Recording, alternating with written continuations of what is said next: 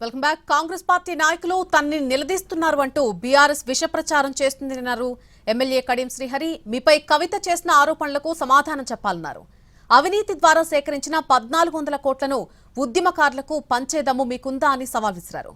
తెలంగాణను దోచుకున్న బీఆర్ఎస్ అభివృద్ధిని అడ్డుకుంటున్న బీజేపీకి బుద్ధి చెప్పాలన్నారు కడియం శ్రీహరి. బీఆర్ఎస్ పార్టీ వాళ్ళు, బీఆర్ఎస్ విద్యార్థి విభాగం వాళ్ళు కడియం శ్రీహరి పైన కాంగ్రెస్ పార్టీ నాయకుల కార్యకర్తల తిరుగుబాటు అని చెప్పి విపరీతమైన విష ప్రచారం చేస్తున్నారు.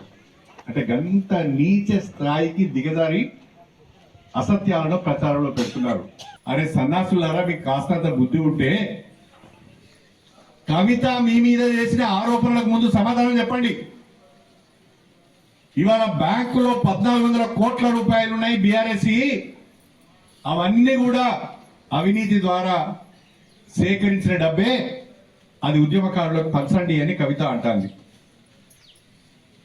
ఆ దమ్ము మీకుందా అని నేను అడుగుతున్నా. విపరీతమైన అవినీతికి అక్రమాలకు పాల్పడి బ్రహ్మాండంగా ఫామ్ హౌజులు కట్టుకొని విలాసవంతమైన జీవితం గడుపుతున్నారు ఇవాళ బీఆర్ఎస్ పార్టీ నాయకులు. వాళ్ళు మా మీద తప్పుడు ప్రచారం చేస్తారు.